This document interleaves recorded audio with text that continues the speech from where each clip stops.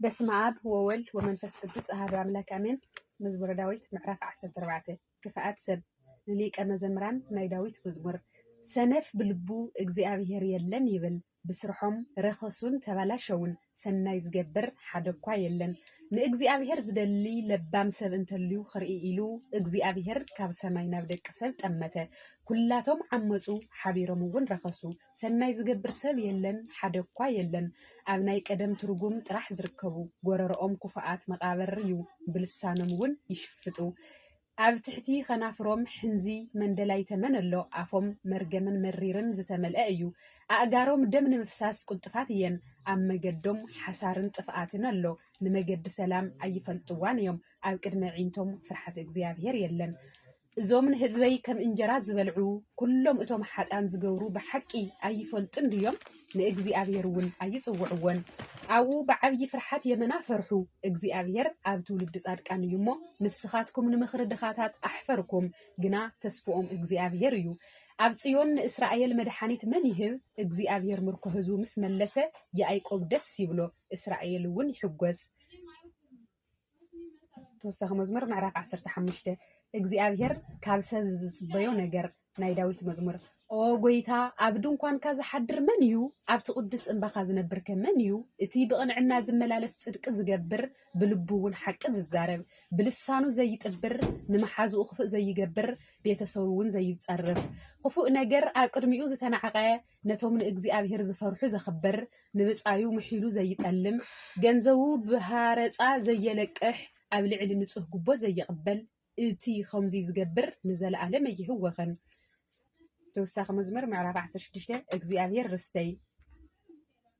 ናይ ዳዊት ቅኔ ኦ ኣምላኽ ኣባኻ ተኣሚነ ኣለኹ እሞ ሓልወኒ ንእግዚአብሔር ንስኻ ጎይታይ ኢኻ በልኩ ብዘይ በኣኻ ሰናይ የብለይን ኩሉ ፍቓድካ ኣብ ልዕሊ ምድሪ ኣብ ዘለዉ ቅዱሳንን ክቡራንን እዩ ናብ ካልኦት ንዝፈጥኑ መከረኦም ብዙሕ እዩ ኣነ ንናይ ቁርባኖም ደም ኣየፍስስን ስማቶም እውን ብኸናፍረይ ይጽውዕን እግዚአብሔር ክፍሊ ርስተይን ጽዋዐይን እዩ ነቲ ዕጻይ እተጽንዖ ንስኻ ኢኻ ገመድ ኣብ ዝጸበቐ ቦታ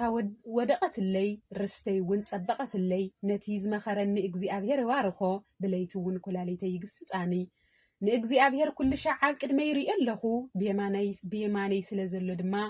ኣይህወኸን ስለዚ ልበይ ደስ በሎ አንደበተይ እውን ዕልል በለ ስጋይ እውን በተስፋ ተሓድር ንነፍሰይ ኣብ ሲኦል ኣይተሓድጋን ኢኻ እሞ ንቅዱሳንካ እውን ምብሳስ ክርኢ ኣይተሓድጎን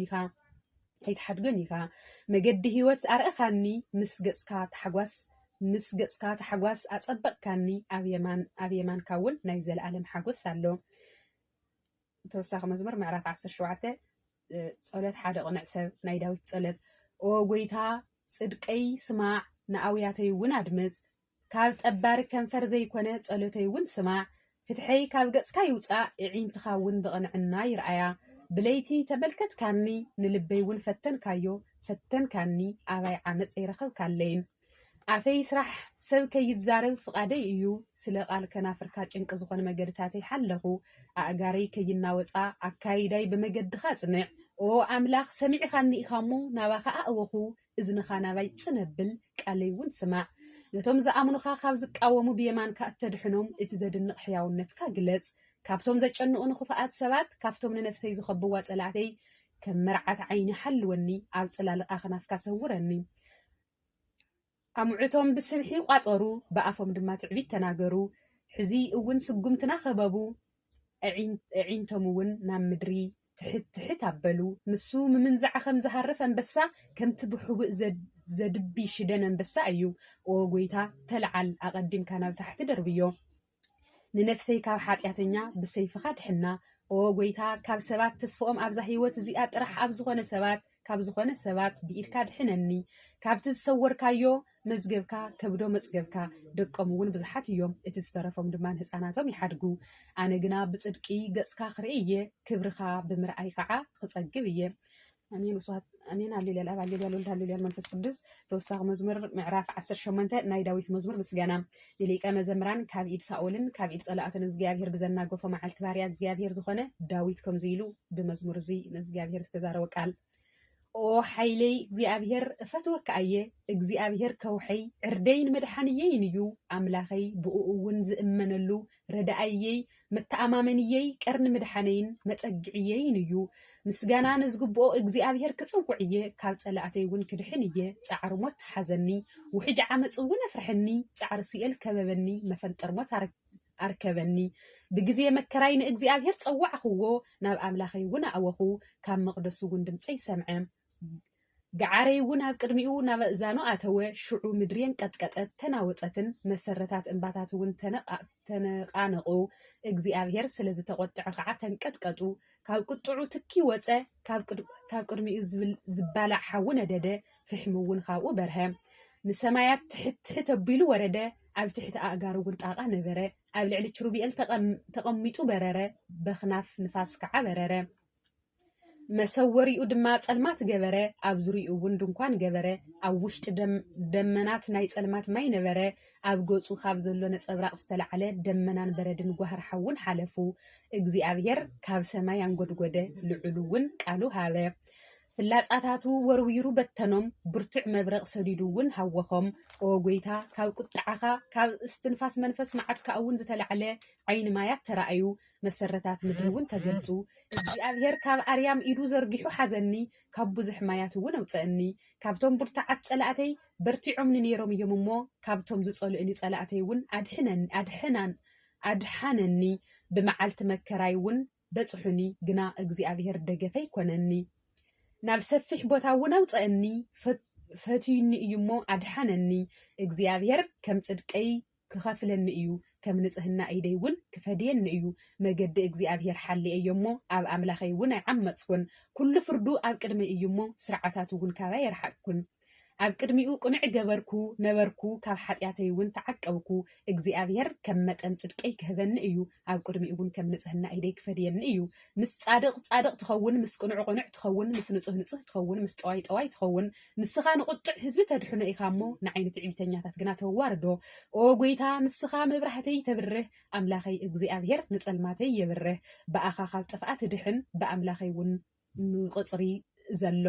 መገዲ ኣምላኸይ ፍጹም እዩ ቃል እግዚአብሔር ጽሩይ እዩ ንሱ ነቶም ንዕኡ ዝእመኑ ኩሎም ዋልተኦም እዩ ብዘይ እግዚአብሔር ኣምላኽ መን እዩ እንትርፈ ኣምላኽና እግዚአብሔር መን እዩ ሓይሊ ዕጥቀኒ ንመገደይ ውን የቕንዕለይ ንእጋረይ ከም እግሪ ሰስሓ ዘጽንዐን ኣብ እምባታት ከዓ ዘቑመኒ እግዚአብሔር እዩ ንእዳወይ ውግእ ይምህረን ንቐላጽመይ ውን ቀስቲ ነሓስ ገበረን ንድሕነተይ ውን መተኣማመኒ ሂብካኒ ንየማነይትኻ ውን ትድግፈኒ የማነይትኻ ውን ትድግፈኒ ትምህርትኻ ውን ንዘለዓለም የጽንዐኒ ዝምህረኒ ውን ተግሳጽካ እዩ ንኣካይዳይ ኣብ ትሕተይ ኣስፋሕኻለይ እእጋረይ ውን ኣይትሰናኸላን ንጸላእተይ ከሳጉጎም ክሕዞም ውን እየ ክሳዕ ዘጥፍኦም ውን ኣይምለስን ከጨንቆም እየ ምቋም ውን ኣይኽእሉን ኣብ ትሕቲ እግረይ ክወድቁ እዮም ብግዜ ሰልፊ ሓይሊ ተዕጥቀኒ ንኩሎም እቶም ኣብ ልዕለይ ዝቆሙ ኣብ ትሕተይ ተግዝኦም ዝባን ጸላእተይ ሃብካኒ ነቶም ዝጸልእኒ ከዓ ኣጥፋእኻዮም ዝረድኦም ደልዮም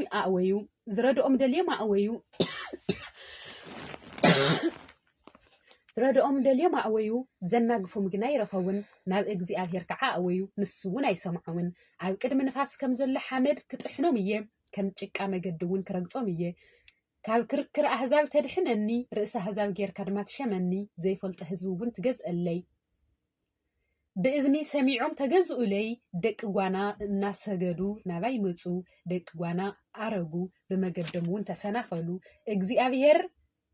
ህያው እዩ ኣምላኸይ ውን ብሩኽ እዩ ኣምላኽ መድሓኒተይ ውን ልዕል ይበል እቲ በቀለይ ዝምልሰለይ ኣምላኽ ንኣህዛብ ውን ኣብ ትሕተይ ከግዝአለይ እዩ ካብ ጸላእተይ ዘናግፈኒ ንሱ እዩ ኣብ ልዕለይ ካብ ዝቆሙ ልዕል ተብለኒ ካብ ገፋዓይ ሰብ ተድሕነኒ ኢኻ ኦ ጎይታ ስለዚ ኣብ ማእኸል ኣህዛብ ከመስግነካ እየ ንስምካ ውን ክዝምር እየ ዓብይ ድሕነት ንጉስ ይገብረሉ ምሕረቱ ውን ንዝቐብኦ ንዳዊትን ንዘርኡን ክሳዕ ዘለዓለም ይህብ ኣሜን ሃሌሉያ ላብ ሃሌሉያ ወልድ ሃሌሉያ መንፈስ ቅዱስ ዝወደኦም ዝነጠሉ ኣፈትጋን መላእክት ይታረም ኣሜን ስብሐት ለእግዚአብሔር